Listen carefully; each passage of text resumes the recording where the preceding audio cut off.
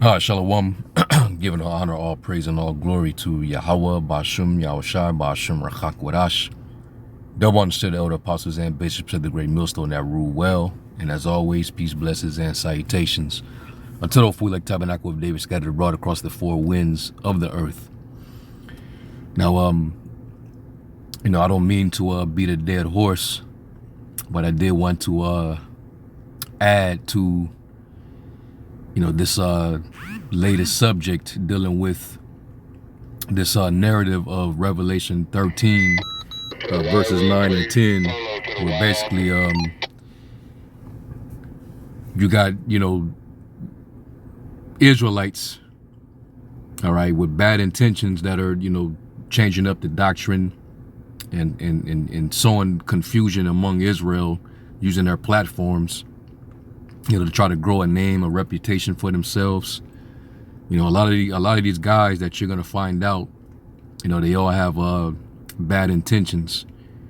On the outwardly, on the surface level, it may appear like they have a zeal and that they're defending their gospel, but it's a lot of error. The spirit of error is pretty heavy in the midst right now, and that's why you got to be careful. And ultimately, you just got to use discernment. Paul gave the warning that, they will no longer take heed to they will not endure sound doctrine, but, they will heed to seducing spirits and doctrines of devils. So you're going to have a lot of that going on. And, this is just another example, the latest example. So now all of a sudden, Revelation 13, 9 and 10, it doesn't mean that the Lord's going to basically bring forth retribution, for the evil that was brought upon his people. When we read Revelation 13 concerning how these nations that enslaved us are going to go into captivity, now all of a sudden it doesn't mean that. All right, now they're trying to say that it just means that the church is being encouraged that they're going to have to go into captivity and some of them are going to have to die, and that's just what they have to endure. And that's simply just what that means. That's your faith and that's your patience. That you got to suffer these things, and you just got to remain faithful. So several brothers did lessons on it, response videos. The elder Yashawamba did a response. The Apostle Tahar did a response. And this is just me adding to the lesson to show you that whoever is teaching that, they have no idea what they're doing. And it's definitely dangerous when you misinterpret or misuse the scriptures. And I believe, if I'm not mistaken, Vocab, he teaches it the same way. He says that how the Hebrew Israelites break it down is not the correct way. But this is what it actually means. All right, so this is the elder Yashawama's video, Revelation 13, 9 and 10. It means what it says. Right, and you can't make it say anything else. The Lord said, add not to his words, lest thou be found a liar. All right. And he also said in Revelation, the 8 was at the 22nd chapter, that he that shall add to the words of this book, this book of prophecy, the Lord's gonna add them plagues to you.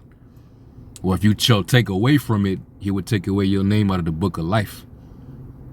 So you got to tread very carefully when it comes to these breakdowns. So anyway, Revelation 13.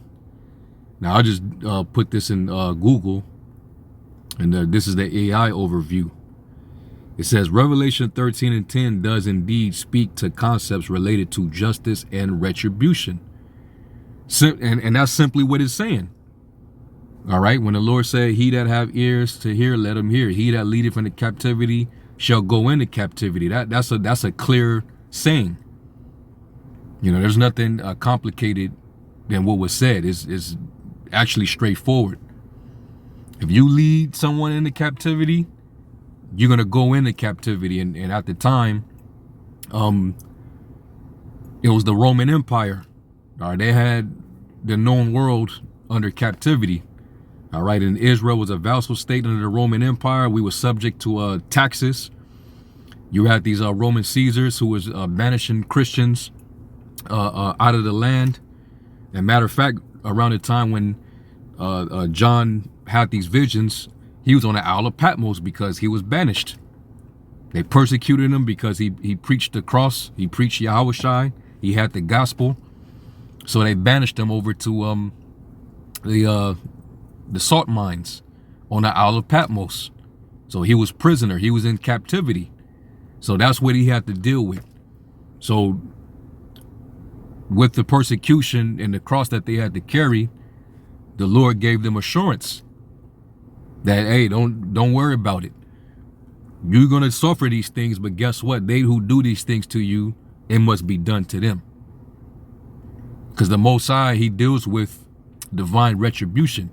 He always dealt with vengeance. All right, when you repay somebody for their evil works. All right. Matter of fact, let me get a quick scripture. This is in the book of Job, the 34th chapter, and I'm gonna start at the 10th verse. And it reads, "Therefore hearken unto me, you men of understanding, far be it from the Most High that he should do wickedness, and from the Almighty that he should commit iniquity. For the work of a man shall he render unto him, and cause every man to find according to his ways." See that? So the Lord, he will render to you whatever it is that you do. Let me read it in the NLT. It says, "Listen to me, you who have understanding, he that have eyes to see and ears to hear. Everyone knows that the Most High doesn't sin. The Almighty can do no wrong. He repays people according to their deeds. He treats people as they deserve. Truly the Most High will not do wrong. The Almighty will not twist justice." All right. The Most High, he deals with judgment, righteous judgment, which is justice. You know, you commit a crime, you commit a transgression of sin. There's a consequence. There's a penalty. These nations, they serve themselves of Israel, you know, for millenniums, and there hasn't really been fully retribution, especially the Edomites, who happen to be in power as we speak. They came out of the bottomless pit, and they went and conquered and enslaved Israel. They conquered us. They colonized the lands where we were found. All right, and made us discontinue from our heritage. You know, we were sold into bondage as bondmen and bondwomen, and nobody came out to restore us, because the curse said that no man would be able to buy us. So we've been in this predicament ever since. But we know that the Lord is going to be the one to redeem us out of this captivity. Okay? And he's going to judge this devil because we're still found in his hand. Let me find that law where it says, if they still be found in your hand. I believe it's in Exodus.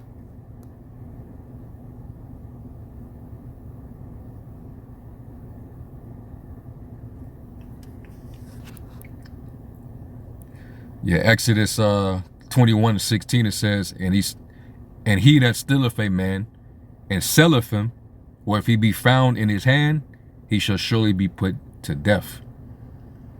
And this devil, you know, he what did he do? You know, he took us and carried us away from one place to another. All right, removed us far from our habitat.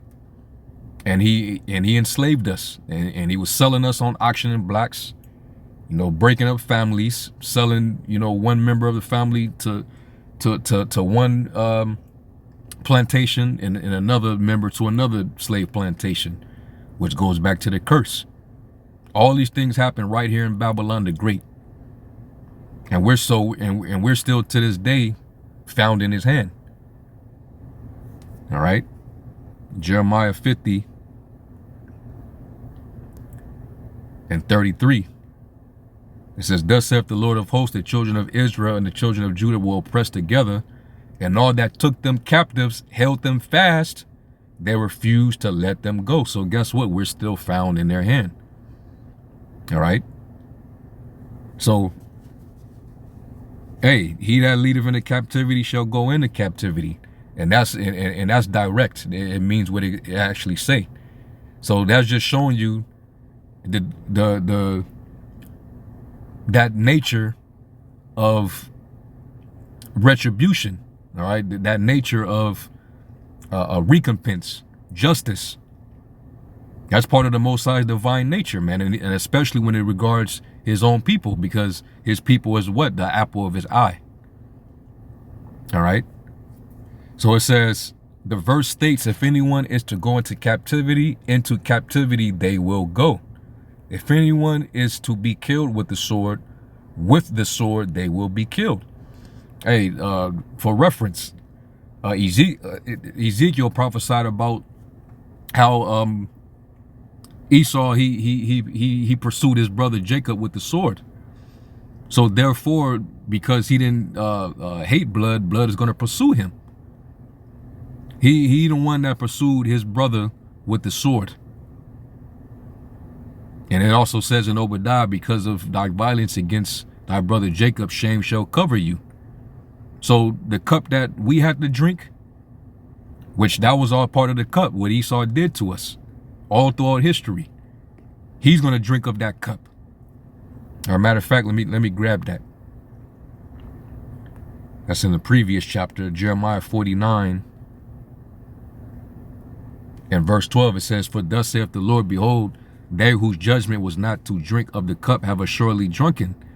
And art thou he that shall altogether go unpunished? Thou shalt not go unpunished, but thou shalt surely drink of it.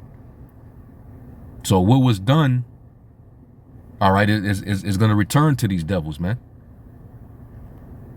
And that's the patience and the faith of the saints, that we're going to be retributed for what this devil has done, back in the past and in the present. And remember, the Lord said he required that which is past as well. So let's go from there. I'm going to get this in Isaiah 51. Because we have to drink every drag, which is the most bitter, disgusting part, all right, of strong drink. We have to drink it down, man, with no chaser.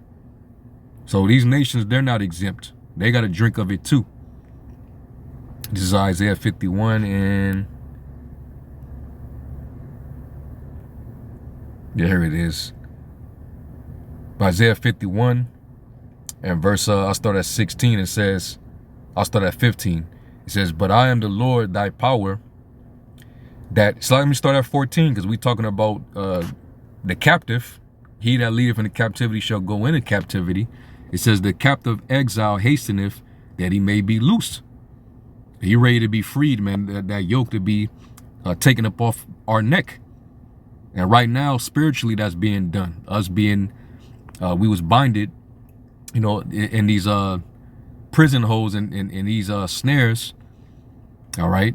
We were captive in our sins, being in his flesh. We was part of these different religions that kept us binded up, mental captivity, serving this damn devil. In your mind, you're a Gentile, he's the chosen. You got to look at him with a sense of superiority. So we've been captive all this time, and our people still to this day have a captive mindset, because they still trying to deliver him the message of salvation. So he gets to rule this world and be in paradise in the next world to come.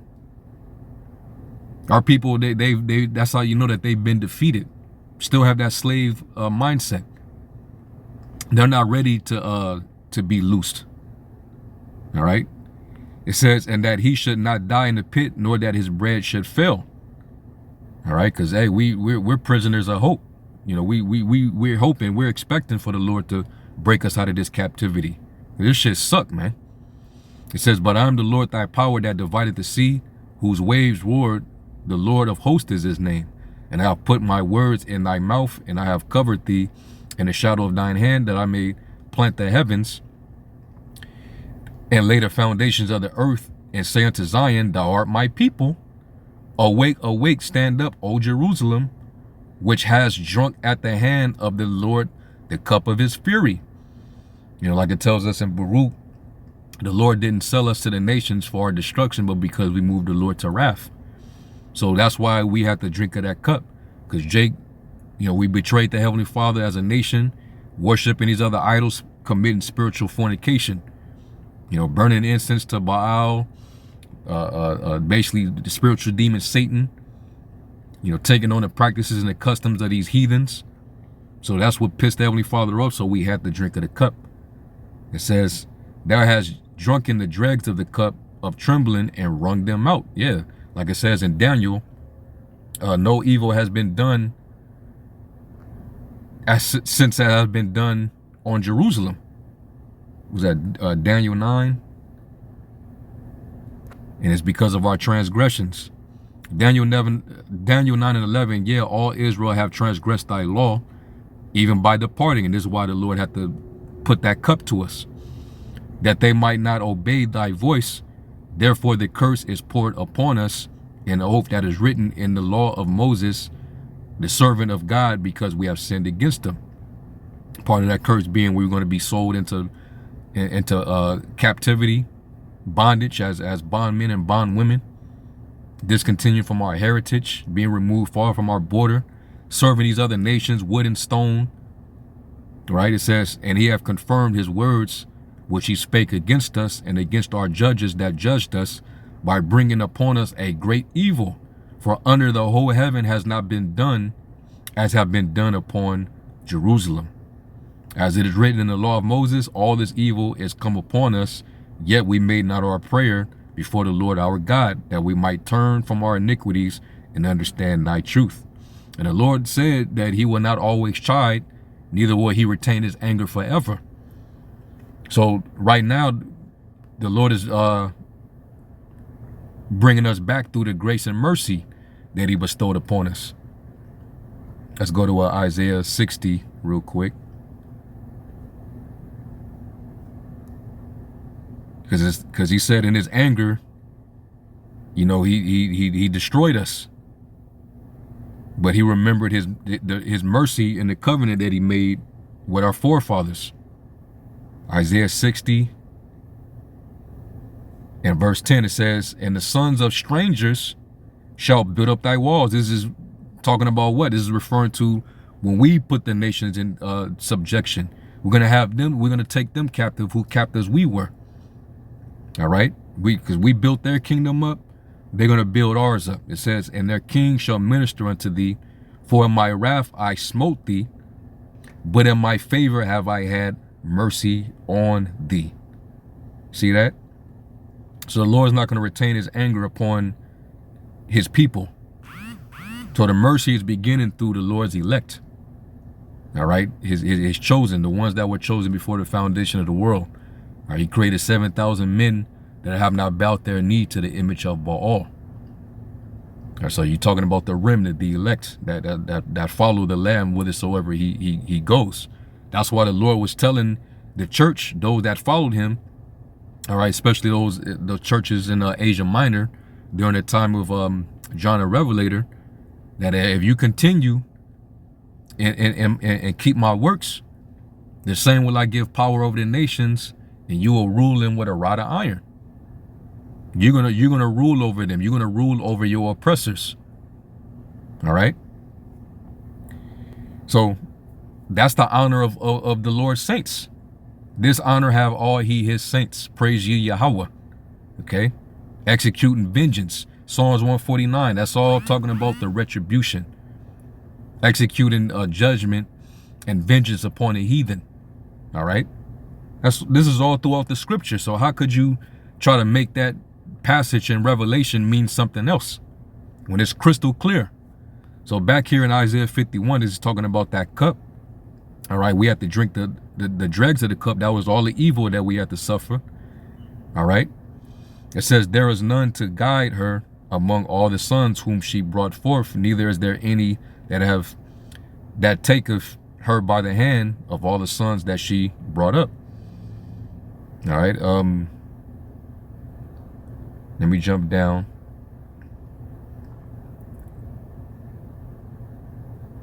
And it says here,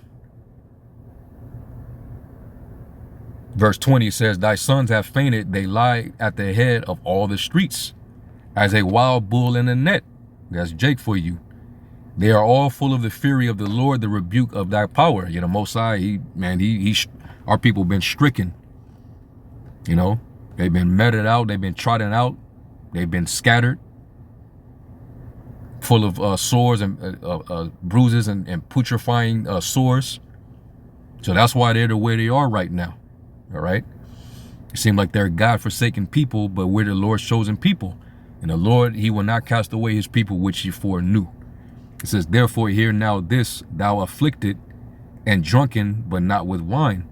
Thus saith the Lord, thus saith thy Lord, the Lord, Yahweh, in all caps, and thy God that pleadeth the cause of his people. Behold, I have taken out of thine hand the cup of trembling, even the dregs of the cup of my fury.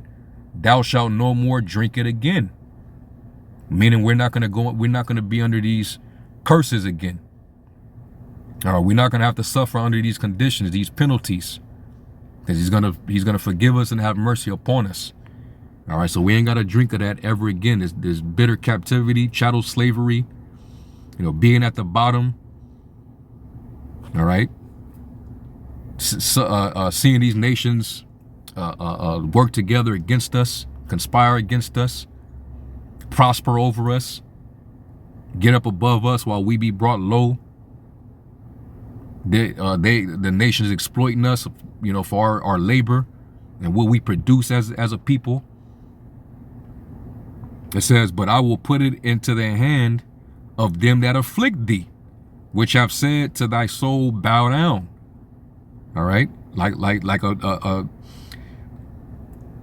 somebody that's a servant is a peasant to somebody that's in rulership. So like a ruler to a servant, you're gonna tell him, hey, bow down. And this devil, he still wants us to this day to bow down. He wants to worship the image of the beast,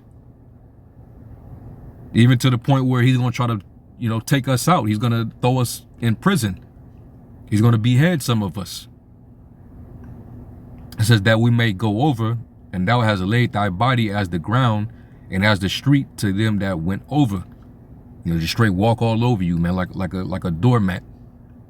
Have complete dominance and authority over us. And it's been that way for a while now. So our patience, you know, to suffer through this, and our faith is that the Lord's going to do to these devils and these nations what they've done to us. And that's simply what that verse in Revelation 13:9 and 10 is talking about. All right.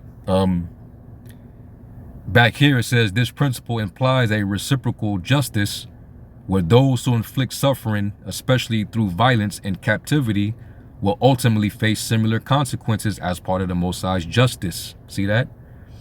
And who led us into captivity? Let's go to Lamentation. First, let me get this one in Lamentation 1:21. All right, this is a lamentation of Jeremiah. It says, they have heard that I sighed, there is none to comfort me.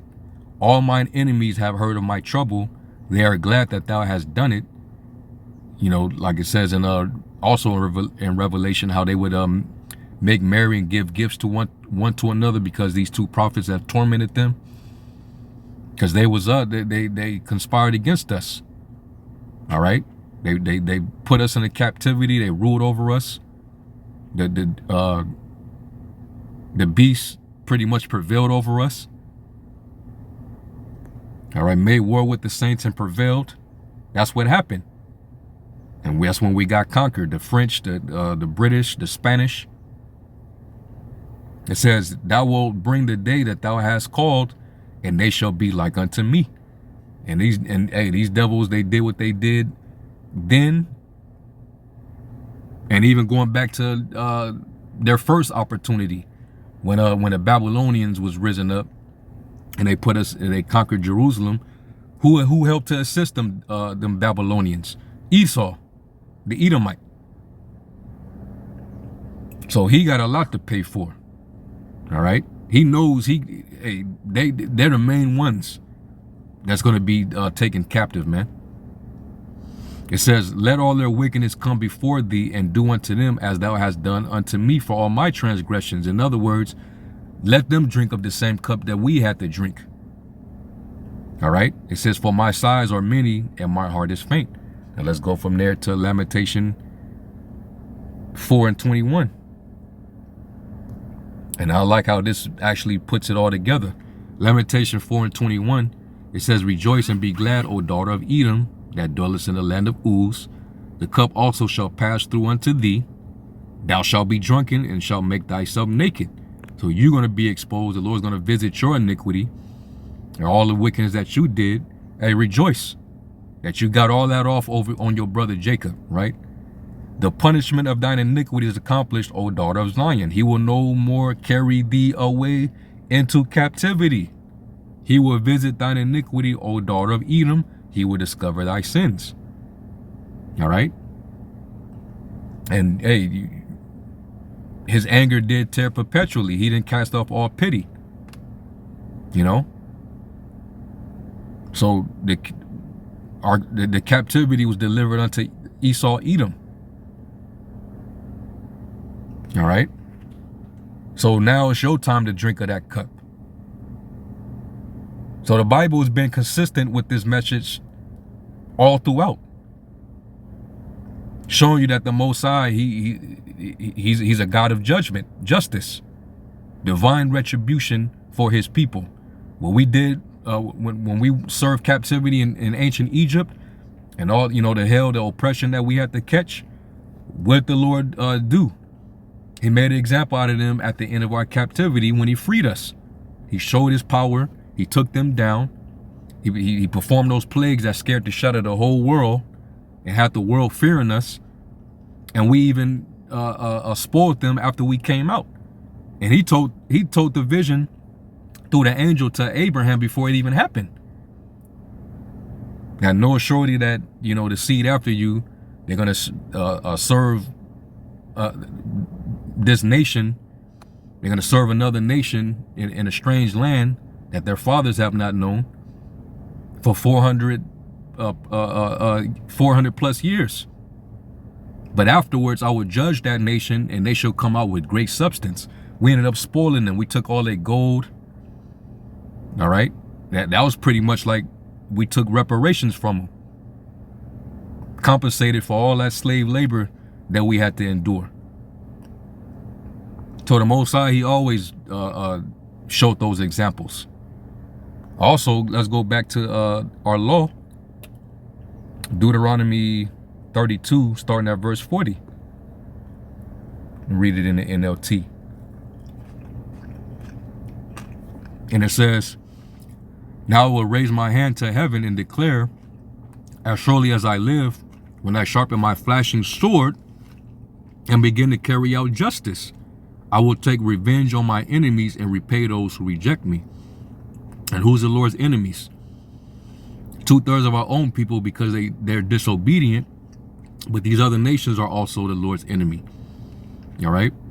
I will make my arrows drunk with blood.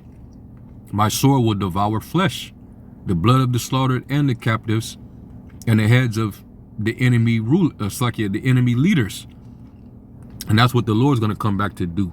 When he come to judge and make war, he's going to wound the heads of the heads of these heathens. He's going to take all their crowns because he's the King of Kings. All right. He's going to make his enemies his footstool. Rejoice with them, you heavens, and let all the Most High's angels worship him. Rejoice with his people, you nations. and let all the angels be strengthened in him, for he will avenge the blood of his servants. And that blood has been constantly spilled. All right. Esau shed the blood of the saints. And that's why the Lord's going to cleanse this land of the blood of him that shed it. All right. He's going to use that device that's going to be able to turn this place into a desolate wilderness, like he did ancient Sodom and Gomorrah and the neighboring cities. All right. It says he will repay those who hate him and cleanse the land for his people. So he's going to make an example out of Esau, Edom, and he's going to repay him. Was that Isaiah 34? Or he says he's going to bathe his sword in heaven, and it's going to come down upon Idumea. This is Isaiah 34. In 7 it says, even men as strong as wild oxen will die, the young men alongside the veterans, the land will be soaked with blood, and the soil enriched with fat, for it is the day of the Lord's revenge, the year when Edom will be paid back for all it did to Israel. All right. So because you did not hate blood, all right, and you shedded the blood of the children of Israel, hey, that blood is going to pursue you. All right. So Esau is going to be paid back for all that is done to Israel. So he that leave into captivity shall go into captivity. He that killeth with the sword must be killed with the sword. So Esau, he killed with the sword, so he's going to be destroyed and devoured by the sword. Hence, the sword shall be bathed in heaven and come down upon Idumea. So let's go from there to Jeremiah 30 and 16.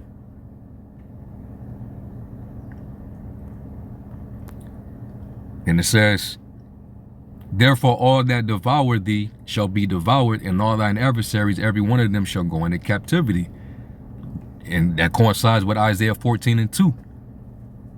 All right, and the people shall take them and possess them in the land for bondmen and bondwomen. All right. And they shall rule over their oppressors. They shall take them captive, who captives they were, and they shall rule over their oppressors. Okay? So we're going to rule over them, all right, with a rod of iron. We're going to rule over them with rigor. All right, it says, and they that spoil thee shall be a spoil, and all that prey upon thee will I give for a prey. And it tells you how Esau, how his brethren, his neighbors, is spoiled, but he is not spoiled. So that's why he's going to eventually become a spoil. So you see this reoccurring theme all throughout the scriptures, man, because the Most High, he deals with justice. He deals with divine retribution. All right. So don't let vocab, all right, sour and water down the actual meaning of that verse. These whack ass Christians and even these deceptive Israelites. All right. The Most High is going to deal with every last one of them. So, I'm not going to, continue to beat the dead horse, but I think the point is made. And there's even more precepts that I didn't bring out, but for the sake of time, I'm going to just cut it short. All right. So you could read, you could just type this in. It's Revelation 13 and 10 talking about justice, vengeance, and justice. All right. And this is what pops up. Divine justice. Okay. So anyway, with that, I'm going to give all honor, praise, and glory to Yahweh Shem Yahushua, and until the next one, Shalom.